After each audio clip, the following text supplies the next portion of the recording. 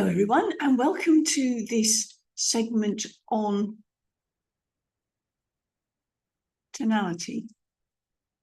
Last week, we were talking about pauses, so I thought I'd put in a good one there. Tonality.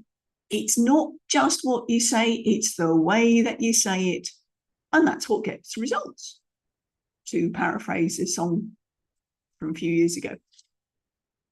You may have heard that the way you convey your message, 7% is on your verbals, 38% on your vocals, 55% on your visuals. I work in round numbers, and that is a little bit of a misquote, because if you go back to the original study, it was specifically around communicating emotion. However, aren't we supposed to be sharing emotion, sharing energy when we're speaking? So this is where we're going on to today. I want to look at continuing the work we've been doing on the pillar number 4 in my 9 pillars of influential communication, about the power of your voice. So far we've looked at speed and we've looked at pausing. Today I want us to look at tonality, or listen to tonality, if you will. What do I mean by tonality? Well, let me give you an example, a real life example. I was over in Vietnam recently and I had a massage. Brilliant. Lady didn't speak a word of English. My Vietnamese runs to thank you. That was it. But you know what? Okay, said with so many different inflections. Okay,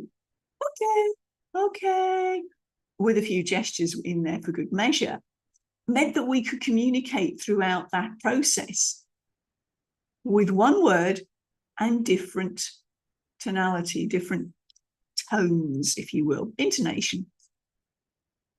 Those of you who have had small children can remember the babbling phase when you had, and you knew there was a story behind it.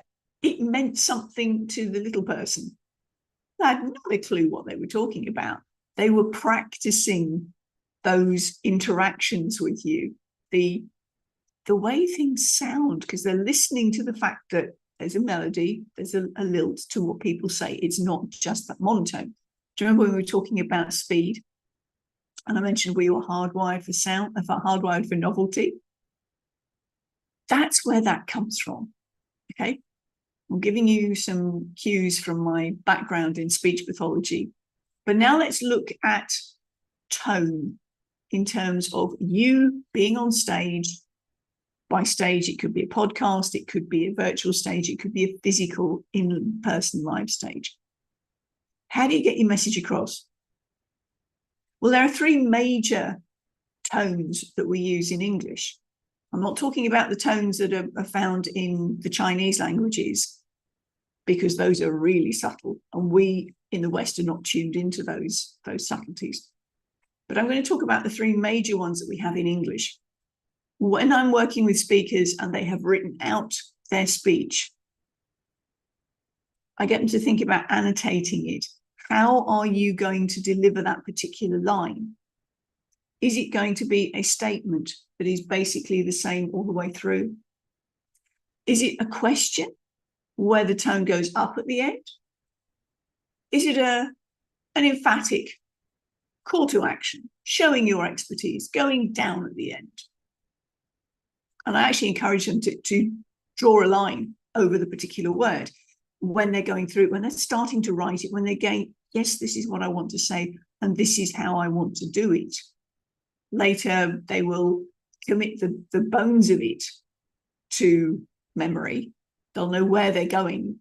Very rarely will I find somebody who insists on learning a script. Often doesn't come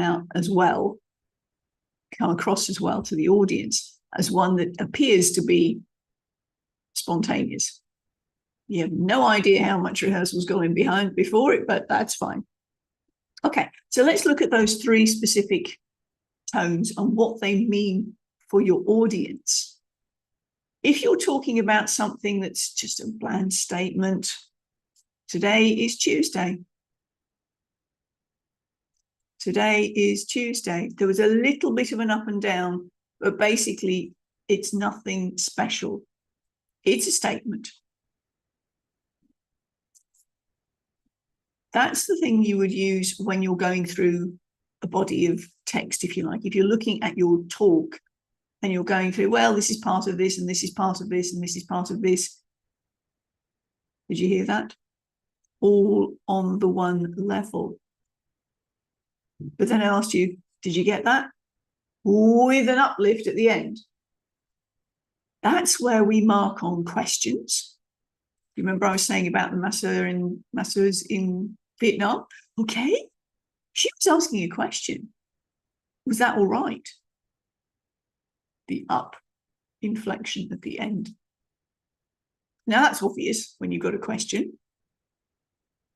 However, it's becoming more common that in general talking, we end up with an up at the end of our sentences. It can be a bit appealing, and certainly in Australia, that's part and parcel of everyday yarning. When you're having a conversation, it can go up at the end, and it can sound great because you're engaging with the other person. It's almost asking the question and inviting a response, which is great in everyday conversation, but not when you're giving a talk, not when you are expressing your credibility. You're appealing to your audience to come work with you. Appealing? Nah. You're giving yourself your credibility. You're showcasing your authority. Now, if you showcase your authority by going up at the end, can you see how it might lose a bit of credibility? Because it sounds a bit apologetic. And I'm really labouring this point. Listen in. For the people that you watch on video, or maybe even listen to them on audio only with podcasts, listen out for these different tones. Where is it that you get the uplift? And how do you feel about it? Is it something that gives you that sense of stability, sense of, yeah, I can trust you. You've got this. And therefore, I want a bit of it. The other time we'll use those up things is when we're giving a list of things so that you know there's something coming after it. So let's see. Monday, Tuesday, Wednesday, Thursday, Friday. You know you're not going to mention Saturday and Sunday because it's gone down at the end. So within a list, again, you're going to be tuned into this at an unconscious level because this is something you know inherently is what happens. So yes, use it in a list. Yes, use it to ask a question.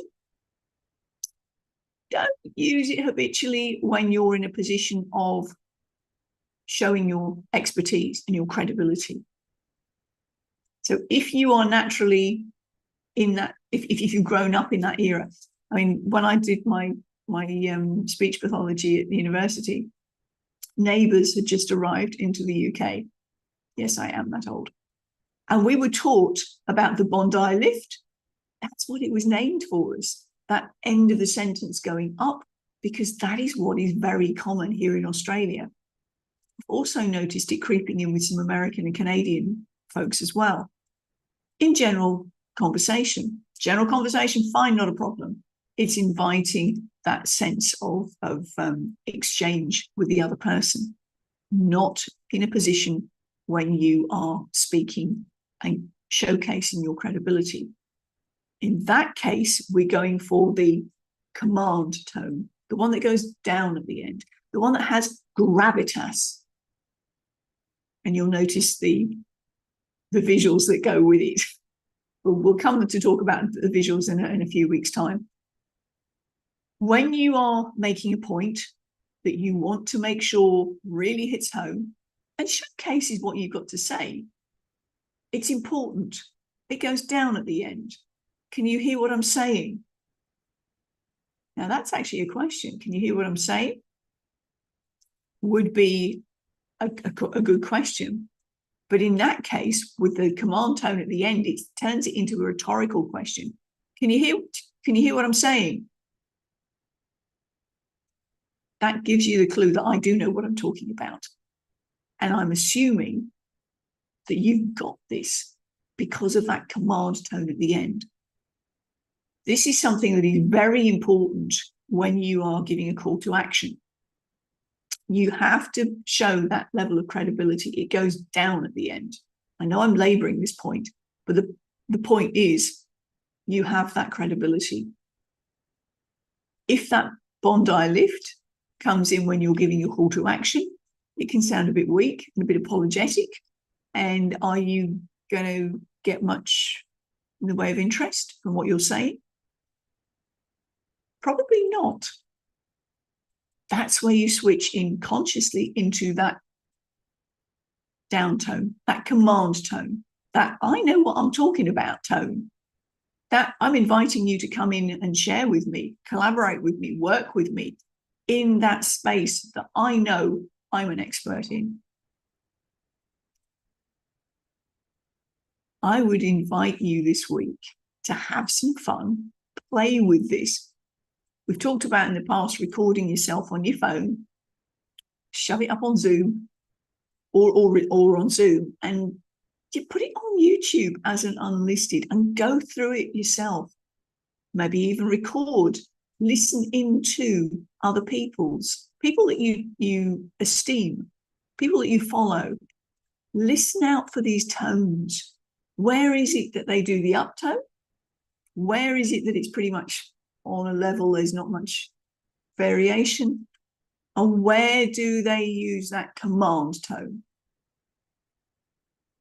I'd be interested to know what your research shows up. And as I said, play with your own version. Write out a script, a few days, whatever it is you're working on at the moment. Write out a paragraph and then try it with these different tones. Listen back to it, record yourself, you watch it back.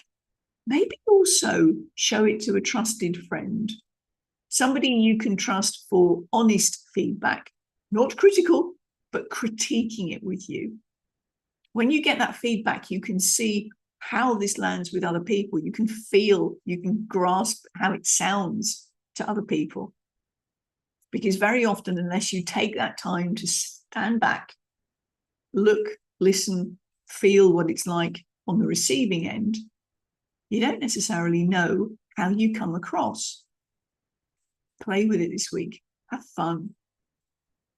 Straight statement, question, invitation to have a carry on a conversation in a gentle yarn,